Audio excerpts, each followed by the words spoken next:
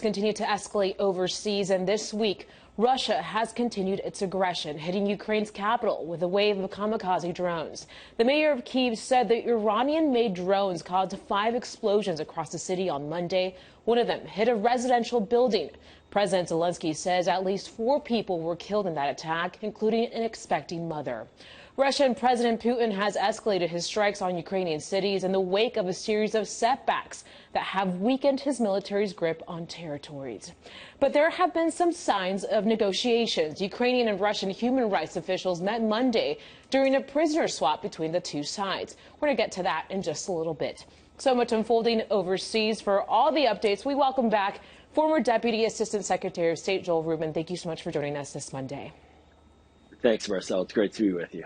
Joel, let's start with those drone strikes. The move showing how Russia is now turning to use drones built by Iran to strengthen its stance against Ukraine. Although records show otherwise, Iran is denying this move. What are the repercussions for Iran at this time? Yeah, Marcel, this is a serious escalation by Iran in terms of getting involved in this war. Iran has no business being in this war. Iran is under sanction. It is not allowed by international law to export its military equipment, and it is doing so to Russia. There's high confidence that this is the case. And so it's now in violation of certain prohibitions. It has raised the concern in Europe quite significantly. I was speaking with some diplomats today about this, and it looks very much like Iran could very well be receiving additional sanctions and punishment for this action. Iran has a lot of problems right now. It has domestic problems as well, as it should, in terms of women fighting for their rights now inside the country. It is a stagnant negotiation with the U.S. and other countries on its nuclear program. So this just adds to the list of problems that Iran is now confronting on the security file. Yeah. And Joel, we've been echoing this for weeks now. This is obviously an extension to Putin's aggression that began last week. Is there an end in sight? Billions have been spent to help out Ukraine, but what happens next? Yeah, you're right. $17.5 billion so far has been spent by the Biden administration and really the American people on supporting Ukraine. That does not look like it's going to stop in the medium term. In the near term, that is enough money going forward for at least the next several months. But we're going to see a hard winter now in Europe. And so this is likely going to see the Ukrainians dig in a little bit. The harsh winter conditions will come. The economic impact of the energy supply disruptions by Russia will also take a toll. So it's quite likely that we're going to be in a bit of a deep freeze over winter and in many ways stuck in this kind of back and forth dynamic right now that the two countries have and into the next part of the new year. So we're in for a long slog still ahead. Yeah, hard months coming ahead. And it's crazy to believe so much unfolding right now. Also on Monday, NATO and Russia began its nuclear exercises in northwestern Europe. Nearly half of the member countries were due to take part.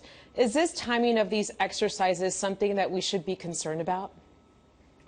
Well, these exercises, they take a long time to plan. When I served in the State Department and I worked on military affairs, it would sometimes be a year and a half lead time to plan these exercises, and that was the case as well for these. But certainly they could have been canceled if the Biden administration and others had not wanted to go forward, but they didn't cancel them, and that's because they want to ensure that our allies feel confidence that they have a kind of plan for how to deal with the potential Russian nuclear attack. And yes, it is concerning. There are multiple scenarios that one could envision of a nuclear attack, a nuclear discharge, but the best way to prevent that is not just to try to stop this war, but also to plan and prepare for what could happen and let Russia know that we are ready, and hopefully they'll stand down and Vladimir Putin will stop his reckless rhetoric about nuclear war.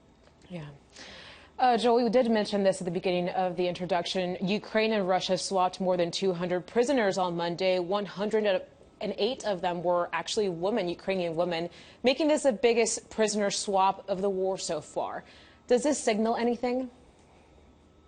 One can't discount what this could lead to, certainly, but there is a lack of confidence between the two sides when it comes to the harder questions of military combat and territory and land. We just saw only a couple of weeks ago Vladimir Putin take claim of eastern Ukraine and try to annex it, at least in his law, it's annexed, but it's not legal according to anybody else. And then Ukraine took that land back militarily. So it's a good sign to have these exchanges. Okay. Hopefully it builds up some confidence, at least at the working level. They can talk about issues and ceasefires and the like.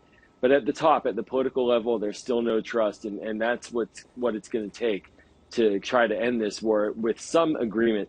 At the end of the day, it's likely going to require both sides to say that this is over. What that looks like, of course, is up for grabs right now. Yeah, we need to get that conversation going. Also taking place today, Monday, the European Union approved a military training mission in Europe for thousands of Ukrainian troops. How could this help Ukraine with the ongoing war?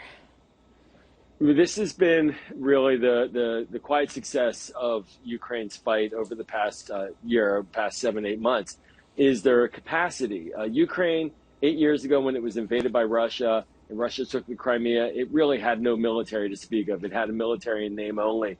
Now it has a professional military. It's been trained by the United States, trained by NATO, to a certain extent, NATO countries certainly.